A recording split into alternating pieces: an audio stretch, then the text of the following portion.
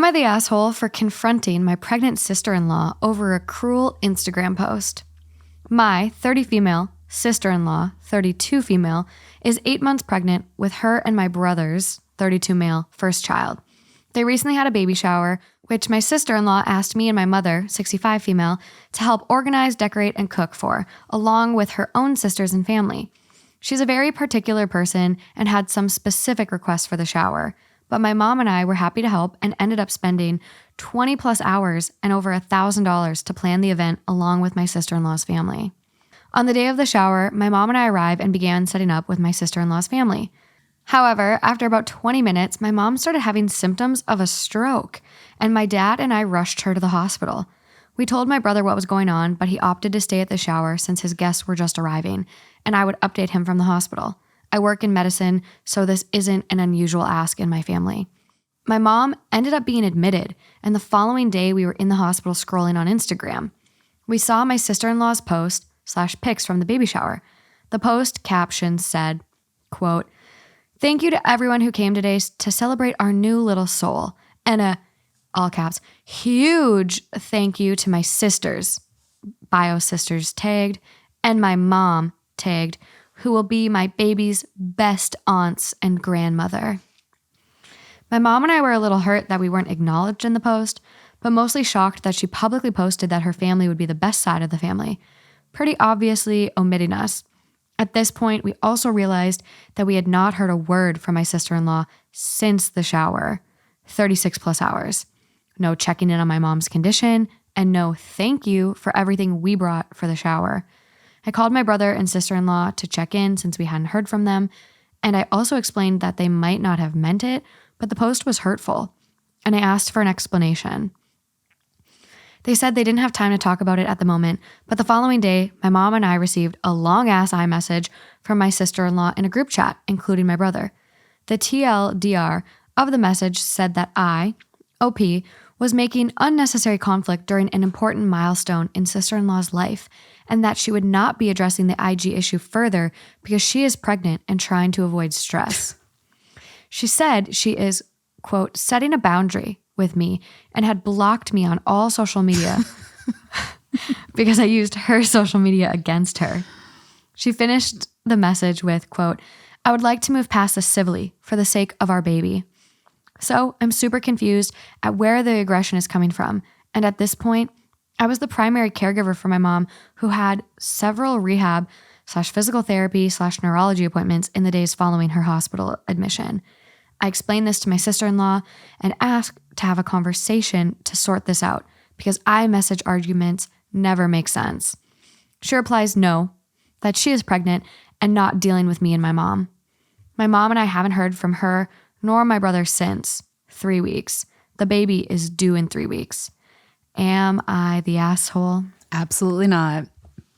You know what I love too is when people when people try, this is a small part of the story, but when people use "I'm setting a boundary" as if it's like some healthy way of doing something in like the most ridiculous way. Like, yeah, I'm going to set a boundary with you for helping your mom in the hospital by blocking you on all social media. So I'm just a like, literal fuck you know lady. what I mean? This mom, like, by the sounds of it, the mom did have a stroke. If she's got physical therapy appointments and neurology appointments in the days after this, she had a serious neurological event, whether that's a stroke or like just an ischemic attack, like a TIA, whatever that is. Like, she had something go on because I have a lot of patients that actually have minor strokes and don't even have those appointments following their discharge. They just get sent home because they're not as severe. So for a mom to have all those appointments and be admitted and to have all this is serious. I just don't know what's going on in somebody's brain where they put something like a party above somebody's health, their well-being, their survival. That I do not understand that. What's going on in your head? Like, I understand baby showers are very exciting. It's a huge milestone, huge moment for you. But this is somebody's health. This is potentially life-threatening. This is your child's grandmother's health. I don't know. This story, it's gross. It's gross, and I feel bad because Obviously, they're going to want to be in the baby's life, but I would not want to be in that sister-in-law's life.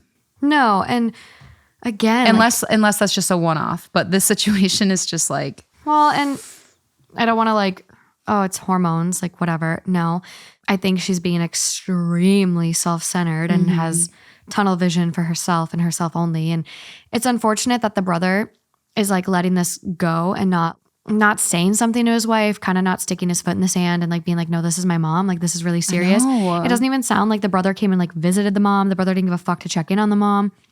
It's not like this was like a ploy to disrupt her baby shower. Which is like, that's what she is acting like, as if they were like, I want the attention on me, so I'm just going to pretend a stroke and then everyone's going to give us attention. Like, that's what she's acting like. No. And I understand there's a lot of hormones that are involved in a pregnancy. But I don't think this is hormones. Like, I don't think we can chalk it up to that. Well, but the thing is like, even if it like she even if she did have a moment where it was just like out of character for her, she had multiple days to kind of come back down to like reason, you know? So it's like, that's why I agree. I don't chalk it up to that, because it's like, I think this is just a personality flaw, unfortunately. Yeah. Because 36 hours after someone was admitted to the hospital is a pretty long time to not check in. Like, I put myself in this person's shoes, and if this was my baby shower and Justin's mom had a stroke, I don't care about the baby shower. Like, let people come drop off their presents. Yeah. Like, but like, that's obviously more important. Like, agreed. You only have a certain number of literally minutes. It's typically 4 hours. Every hospital kind of has slightly different protocol, but if depending on this type of stroke it is, like hemorrhagic strokes you can't do because that's a bleed. But if it's a clot, like a thrombosis in the brain kind of stroke, there's this medication called TPA, and TPA can be administered within a 4-hour window.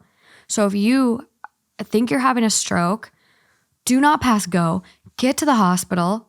It's better to be safe than sorry. It's better to exaggerate and be over worried than like waste that time, because you get 4 hours to get that TPA, and it's like an extreme like blood clot buster, like a blood thinner essentially, and it just goes in and just busts that clot up. And I've seen people that can't tell me their name, they can't talk, they can't walk, they can't move half their body. Wow. When I like see them on evaluation, they get TPA, and the next day I come back to like reevaluate or like check in on them, and they're totally fine. There's no deficits. Wow. Well, and the thing is even if it wasn't a stroke, even if it was a false alarm, that's enough to like, there's something seriously that went wrong. Well, or even if there isn't, and there was just a concern, that shouldn't be something that you are bitter about. Like you said, be overcautious. I'm so mad at the brother. One sister, the sister-in-law. Sister-in-law is clearly cold-hearted, extremely self-centered, selfish as fuck, whatever you want to say. And the brother's a little bitch. Weak-ass bitch. Pussy-ass bitch. He's a goofball. He's a goofball. I'm still waiting for everyone's, this episode's going to come out before. / I don't know when that episode's going to even come out, so we have to mention it in this one. If it ever comes out. I know. Lauren and I recorded it. Lauren and I recorded an episode and we were sitting on it. But questioning it. We got a bulletin chalkboard type thing, and we want to hear like your mean, acceptable disses, because as we do this show, we maybe if you'll hear the same spiel if the episode does come out, but as we do this show, we learn like certain things that aren't acceptable to say. Like the last episode we did, or like 2 ago, I like said pansy, and I literally Googled pansy, and the top result and all I saw was like flowers. Clearly pansy's offensive. It's like not the case. So we want to hear your appropriate mean disses that we can use on the show when we're feeling flustered. You know, I actually never said pussy ass bitch until I met Sarah. Because Sarah Vollmer. Because Sarah used to always call me a pussy ass bitch if I didn't take a shot with her. Now that she's all wifed up with her boyfriend, though, she doesn't do that anymore. But no, I will say the conversation you said about like the boundary, like just because you said, what did you say about the boundary? Like just because someone draws a boundary, like doesn't mean it's necessarily right or valid. Or no, like not even that. I think that the whole concept of boundaries, that's a huge like therapist term. Like that's like something where it's like, you should be setting boundaries for yourself. What makes you happy, what's not, what's crossing the line. Like you got to protect yourself, right? Yeah. I think it's so funny when people use it in such a toxic way. And, and it's like my friend and her ex, they had this moment where she was explaining to him what her boundaries were. And she was really articulating herself very well. And then he responds back to her and goes, my boundary is no. And she goes, that's not a boundary. He goes, it's no. Oh my gosh. Like, that's not constructive. Like, that's not how it works. He's like, I'm sorry, but I'm setting my boundary. It's no. That's so funny. So the reason that reminded me, as you were talking a little bit, I was like searching our updates and do-overs episode because there was a comment that kind of reminded me of. And it's a comment by Shard Star. To be honest, I think there's a conversation to be had about how valid some choices and boundaries are. Hear me out. I advocate for people to make their own choices and set their chosen boundaries. However, you have to wonder how much of a person's choice is really their choice, or if it's something they're conditioned to choose with far less free will. Like the woman choosing to remain in a clearly abusive relationship with a 40-year-old man who's a shitty fiance. Same with boundaries. Would you take a man seriously if he says his boundaries is social media because Instagram is cheating? Of course not. Equating that with a stripper boundary, but perhaps the reason there's a boundary for him and he's so serious about it is because he's insecure. I just think there's a place to criticize certain choices and boundaries when you focus on their background rather than chalk it up to, quote, it's their choice / boundary, so it's immediately valid. And I think that is exactly what you were saying too. It's like, just because it's someone's boundary, like, doesn't necessarily mean it's valid. And we've come up with that in other stories too. Like the episode I did with Drew, Unhinged, there was a man that wrote in that was uncomfortable with his partner having girls' nights in. And he said it was a boundary for him. He said it's like misogynistic and she shouldn't do it. And it's like, but that's not a valid boundary. And so that's when you then have to decide, like, okay, if that's their boundary and they're fucking sticking to that and there's no way around that, then that's where you, as like the person in that situation, need to decide, well, if they're not changing that boundary, am I okay living with that boundary?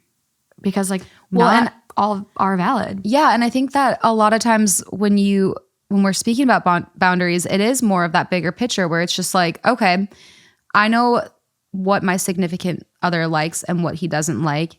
And does that fit into my world? Is that something that I could live happily with, or will that always bother me? That is a boundary that you set for yourself. Am I okay with this? What am I okay with and what am I not? Am I okay with not having girls' nights? Will that make me happy? No, I want to have girls' nights. That's my personal boundary to myself, and I need to know when I need to leave. Absolutely. And it's sad that the brother is like looking at this and not saying anything. I know, it's so sad. The top comment on this one, not the asshole. That's a shitty passive-aggressive IG post, and being pregnant doesn't absolve her from accountability, which we haven't even touched on the Instagram post. How fucking mean, girls. So rude. What? And then the fact that she's like, I don't have time to discuss this right now. You're the one that initiated and instigated all of this mess by your childish Instagram post. And then it's like, I'm going to block you on all social media because my social media is what causes problems. Because you're using it against me. Yeah, how she worded it. You're using it against me. No, you're just being a petty bitch and I'm acknowledging it, which is what you actually wanted. You just didn't want me to say anything.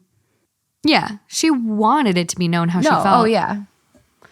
What was she supposed to do? Stay at the party while she had her fucking stroke? People these days, man, they're wild. Cold-hearted bitch.